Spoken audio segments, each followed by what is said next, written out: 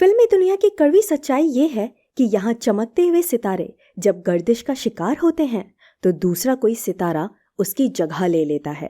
कुछ सितारे ऐसे भी थे जिन्हें आजीवन चमकते रहने का सौभाग्य प्राप्त हुआ, परंतु जो मिट गया उसकी याद भी किसी को ना आए तो इससे बड़ा दुर्भाग्य कुछ हो नहीं सकता।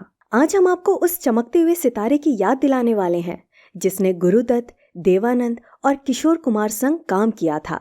उस बदकिस्मत अभिनेत्री का नाम है स्मृति बिस्वास। नमस्कार दोस्तों, आप सुन रहे हैं हिंदी रेडियो। हमारे 80% दर्शक ऐसे हैं जिन्होंने चैनल को सब्सक्राइब नहीं किया हुआ है, परंतु वे हमारी वीडियो हमेशा देखते हैं। हमारा अनुरोध है कि ऐसे दर्शक इस चैनल को सब्सक्राइब कर लें और स्मृति बिस्वास जैसी खोई हुई अभिनेत्री की कहानी आम जनता के बीच पहुंचाने में मदद करें। स्मृति बिस्वास का जन्म 17 फरवरी 1924 को बांग्लादेश के भरोसापुर शहर में हुआ था। फिल्म इतिहासकार कहते हैं कि शुरू से उनके साथ सब कुछ अच्छा हो रहा था।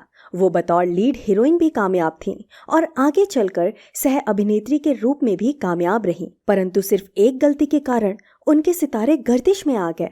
वैसे उन्हें आपने सुपरहिट फिल्म दिल्ली का ठग में देखा होगा। साथ ही हुतात्मा भगत सिंह पर बनी पहली फिल्म शहीद आजाद फिल्म में भी उन्होंने अभिनय किया था। 1956 की अरब का सौदागर फिल्म में उन्होंने हास्य अभिनेता सुंदर के साथ स्क्रीन शेयर किया था। उनकी हमदर्द और मॉडर्न गर्ल नामक फिल्में भी यादगार हैं।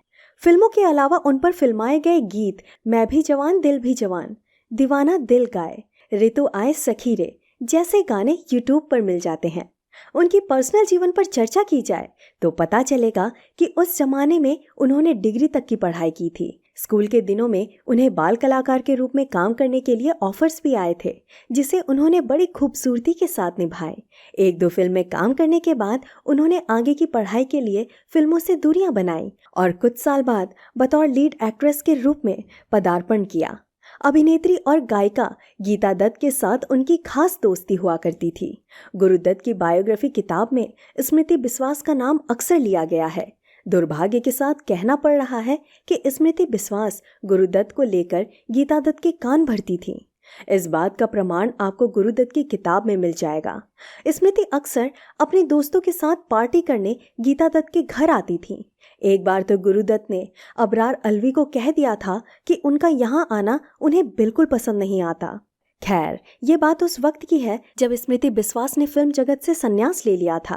दरअसल फिल्मकार SD नारंग उनके अच्छे दोस्त हुआ करते थे। आगे चलकर उन्होंने शादी कर ली और फिल्म जगत से संन्यास लेने का फैसला लिया। आपको बता दूं कि SD नारंग बहुत बड़े फिल्मकार थे और उनके पास अलग अलग शहरों में प्रॉपर्टी भी थी, परंतु 1986 में उनकी आकस्मिक मृत्यु के बाद भाइयों ने पूरी प्रॉपर्टी हड़प ली और स्मृति बिस्वास और उनके दोनों बच्चे राजीव और सत्यजीत के पास सिर्फ एक बंगला बच गया।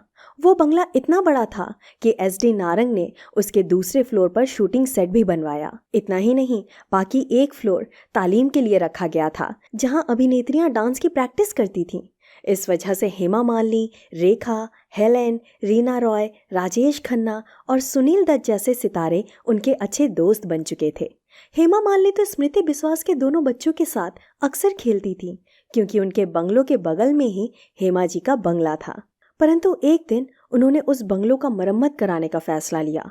जिस इंसान को कॉन्ट्रैक्ट दिया गया उसने वो बंगला गैर कानूनी तरीके से हड़प लिया और देखते ही देखते स्मृति बिस्वास अपने दोनों बच्चों को लेकर बेघर हो गई। उस दिन से आज तक उन्होंने 28 बार घर बदले थे और आखिरकार वो अपने बच्चों के साथ नासिक चली गईं। 3 जुलाई 2024 को रात 9 बजे स्मृति जी का देहांत हुआ। मीडिया रिपोर्ट्स के अनुसार स्मृति जी की आयु 101 साल थी।